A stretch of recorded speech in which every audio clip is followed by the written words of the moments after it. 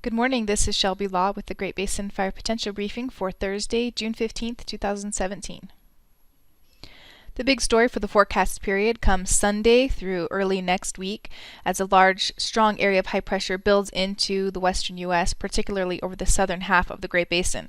We're expecting to see near record temperatures for the time of year during this time frame, which will give us highs near 100 degrees in Reno and Salt Lake City. This excessive heat will play a major role in helping fuel conditions really dry out, and especially those live fuel moistures in the brush begin to rapidly decrease. Mostly sunny skies and warming temperatures were observed across the Great Basin yesterday, with some light fire activity over Nevada and Utah as well. Current ERCs remain somewhat moderated across the northern half of the Great Basin in the wake of the strong cold front that moved through earlier this week. However, over the southern Great Basin, some of those values are beginning to rebound back to the 70th and 80th percentiles where we saw them last week. Even though some of these values across the central Great Basin are between the 50th and 60th percentiles, we'll see them increase rapidly over the next week as the high pressure moves into the area. This morning's satellite imagery shows that strong area of low pressure that moved through the region earlier this week has moved off to the north and east, and we see an area of high pressure to the south and west that will strengthen this weekend and early into next week, and that's what's going to bring that great area of warm temperatures. There is a band of some cloud cover and cooler temperatures moving in from the west across Idaho that could bring some showers to that region, particularly western Idaho on Friday. For this afternoon, warm and dry conditions continue across the southern half of the Great Basin, while some cooler and cloudy conditions will move into western and central Idaho.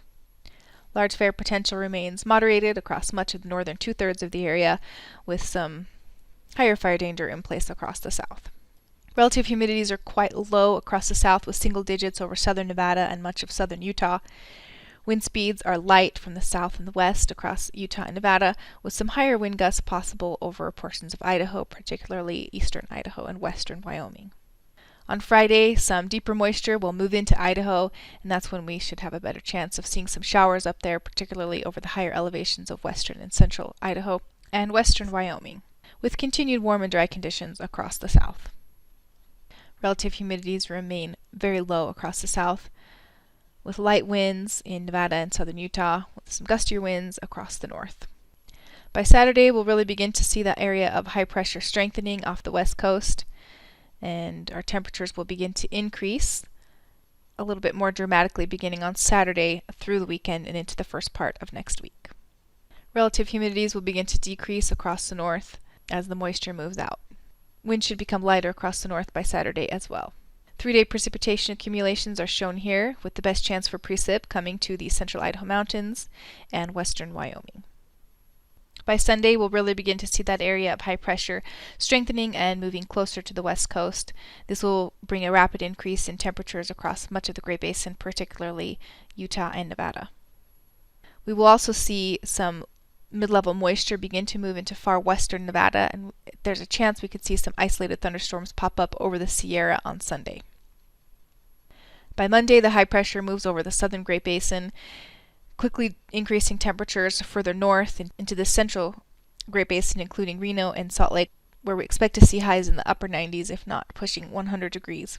A small amount of moisture will be present in the mid-levels on Monday, and we could see some isolated thunderstorms further east over central Nevada and western Utah. These thunderstorms should remain fairly isolated in nature, and as we draw closer to this date, we'll have a clearer picture of just where and what type of coverage we expect with these thunderstorms. More of the same is expected on Tuesday, with very warm temperatures across the Great Basin pushing even further northward, with low relative humidities across the area as well. Isolated thunderstorms will still be possible over the higher elevations of eastern Nevada and Utah on Tuesday.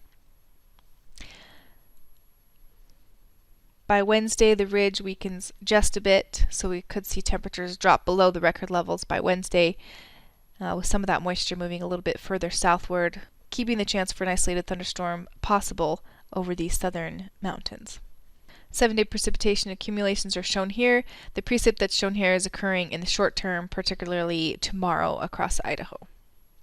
After tomorrow, the forecast is expected to be on the dry side with just maybe some isolated, generally dry thunderstorms possible the first of next week. The extended forecast going into the third week of June is calling for continued very warm temperatures across the southwest U.S., below normal temperatures further north in the northwest. It's also expected to be a dry period with below normal chances for precipitation across much of the area. This concludes today's fire potential briefing. Please check back tomorrow for the latest updates.